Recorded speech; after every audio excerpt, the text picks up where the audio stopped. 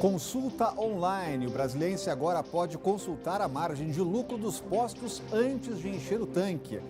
Fraude no DF-Trans. A polícia vai às ruas em nova fase de operação que investiga esquema de desvio no sistema de bilhetagem. No clima da Copa, veja como torcer pelo Brasil sem perder o estilo e a elegância. Olá, eu sou o Rodrigo Orengo e começa agora o Band Cidade, primeira edição.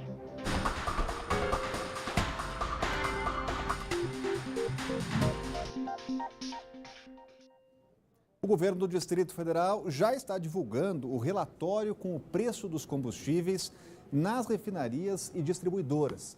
A partir de hoje, o consumidor pode saber qual é a margem de lucro dos empresários de Brasília. Veja na reportagem. Todas as informações estão disponíveis no site da Secretaria de Fazenda. A última atualização mostra que o litro da gasolina está a R$ 3,45 na refinaria e a R$ 4,22 na distribuidora. Já o diesel pode ser encontrado a R$ 2,82 na refinaria e R$ 3,30 na distribuidora. O preço do etanol está a R$ 2,86 na distribuidora.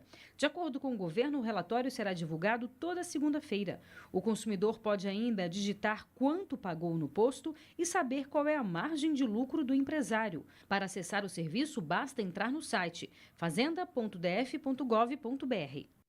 Já está tudo online, a gente vai conversar com o Cláudio Humberto, já está com a gente por aqui. Muito boa tarde, Cláudio. É interessante o consumidor verificar até quanto está pagando para o governo de imposto, né?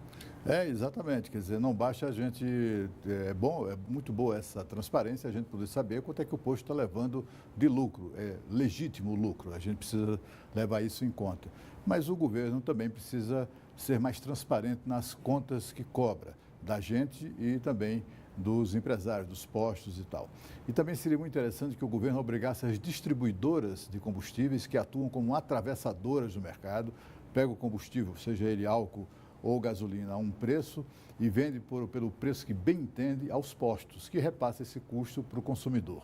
O governo também cobra impostos que você nem sabe que está pagando. O governo do Distrito Federal reajusta a sua mordida em cada litro de combustível que nós pagamos aqui no Distrito Federal, sempre no dia 1º e no dia 15 de cada mês, todo santo mês. E ninguém sabia disso. A gente é que revelou aqui no Band Cidade há coisa de 2 semanas atrás. E por 6 votos a 5, os ministros do Supremo decidiram que as conduções coercitivas para interrogatório, usadas principalmente na Lava Jato, são inconstitucionais. A ministra Rosa Weber acompanhou o relator no sentido de proibir a medida que obriga investigados a depor. Edson Fachin, Luiz Roberto Barroso e Luiz Fux votaram pela legalidade da medida, desde que preservado o direito ao investigado de ficar em silêncio. Já para Alexandre de Moraes, a condução coercitiva só é válida quando o suspeito se recusa a cumprir uma intimação judicial. Nos últimos anos, a prática aumentou 300%, sobretudo nas operações da Polícia Federal, como a Lava Jato. O ministro Dias Toffoli chamou a atenção para a espetacularização das conduções e seguiu o voto do relator. Não existe previsão legal para a condução coercitiva. Não existe. Ricardo Lewandowski concordou com a tese. Para ele, cabe ao acusador o ônus da prova e chamou a atenção de juízes no sentido de evitar arbitrariedades. Sobretudo os magistrados, os quais estão subordinados ao império da lei, devem evitar a adoção de atos que viraram rotina nos dias atuais. Coube ao ministro Marco Aurélio o voto de desempate. Ele se posicionou contrário à condução coercitiva e criticou o que chamou de justiçamento contra investigados e réus. Se indagarmos ao cidadão comum, ele evidentemente concluirá que o processo crime deve ser tocado a ferro e fogo. O voto do ministro Celso de Mello, o mais antigo da corte, decretou o fim das conduções coercitivas no Brasil, que já estavam proibidas desde o fim do ano passado, por força de uma liminar de Gilmar Mendes. Tá aí, Cláudio Humberto, julgamento apertado, não veremos mais a famosa condução sob vara? Exatamente. Isso está proibido no Brasil, né? Mas essa discussão, como a gente viu ontem, não é uma discussão que tenha vencidos e vencedores. É uma discussão em que todos têm razão. Os defensores da condução coercitiva, porque é muito útil em vários casos, mas também vinham sendo cometidos muitos abusos, né? É preciso lembrar que a maior parte das conduções coercitivas na Lava Jato não foram necessárias para determinar a condenação dos réus até agora sentenciados. Então é uma discussão mesmo que o Supremo travou, tem muito de academicismo nisso, mas é decisão, não tem jeito, resta ao Brasil a única opção de acatar a decisão da nossa justiça. O problema dessa decisão é que pode gerar uma outra consequência grave.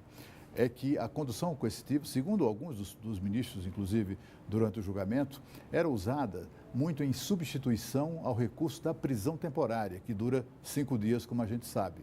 Então, o que se espera daqui para frente é uma turbinada, digamos assim, nessas prisões temporárias. Gente que vai ser presa só para depor. Depois pode ser eventualmente liberada, como aconteceu recentemente aos amigos do presidente Michel Temer, inclusive o seu advogado e amigo o Yunis. Aquela turma ali, quando foi presa, foi exatamente em razão da proibição da condução coercitiva. Elas foram prisões temporárias e algumas delas duraram até menos de 24 horas, porque tudo que a polícia queria era apenas recolher o depoimento de cada um deles. A gente continua falando do Supremo, porque o ministro do Supremo, Luiz Fux, acatou um pedido da Advocacia Geral da União e suspendeu todas as ações nas instâncias inferiores da Justiça, que questionam o tabelamento do frete. A decisão vale até que o tribunal ouça as partes envolvidas e se posicione sobre o assunto. Mais detalhes chegando ao vivo com a Renata Dourado. E virou uma novela, né, Renata? Quando vai sair essa decisão? Boa tarde. Pois é, Rodrigo. Vamos aguardar para ver. Muito boa tarde para vocês. Uma ótima sexta-feira para todos que estão aí nos acompanhando. O fato é que, de acordo com a Advocacia Geral da União, existiam mais de 50 ações tramitando na Justiça aí, em instâncias inferiores, questionando essa medida provisória. Então, essa decisão do ministro Luiz Fux, ela suspende essas ações, mas a MP, pelo menos por enquanto, continua valendo essa medida provisória. O que determina essa medida provisória?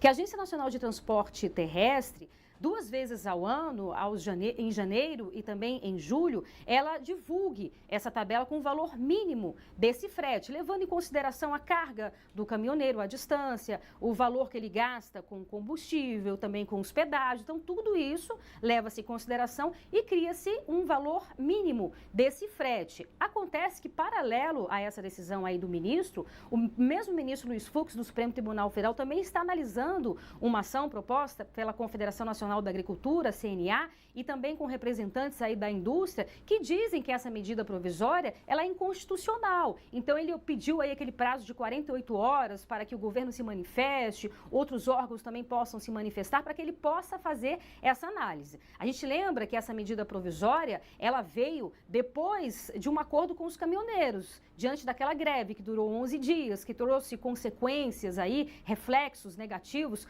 para todo o país. Então, foi num processo de negociação que aí fez com que o governo, foi um pedido dos caminhoneiros, o governo editasse essa medida provisória. O governo já determinou aí, já estipulou 2 valores, só que os valores não agradaram as partes envolvidas. Ontem, por sinal, representantes dos caminhoneiros também se reuniram com o governo, oferecendo ali ou dando uma sugestão de um novo tabelamento, mas é claro que antes do governo definir uma terceira tabela, uma terceira aí, definição com relação a esse tema, deve aguardar, portanto, o ministro Luiz Fux, a decisão do ministro Luiz Fux, que não tem data para sair, né? Mas a gente aguarda que realmente, como ele pediu esse prazo aí de 48 horas, deve sair nos próximos dias. Rodrigo. A Renata vai acompanhar.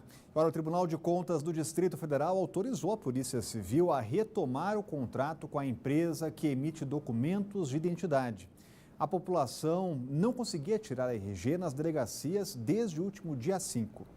A decisão foi tomada nesta quinta-feira. No entendimento dos conselheiros, o prejuízo causado à população com a suspensão da emissão dos documentos poderia ser maior do que o dano aos cofres públicos. Com isso, a Polícia Civil vai poder retomar o serviço sem prejuízo da análise futura do tribunal sobre a regularidade do procedimento licitatório especial que deu origem ao contrato. O serviço havia sido interrompido no dia 5, quando o contrato emergencial entre a Polícia Civil e uma empresa terceirizada, com validade de 180 dias, chegou ao fim.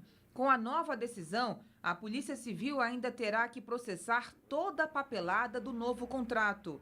Em nota, a Polícia Civil informou que já organiza um mutirão interno para solucionar todas as pendências de impressão de RGs. O Tribunal de Contas prosseguirá agora com a análise sobre a regularidade do procedimento adotado pela Polícia Civil para a escolha e contratação da nova empresa responsável pelo serviço de emissão de documentos de identificação oficial.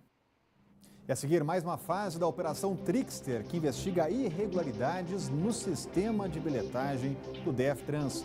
O Band Cidade volta já.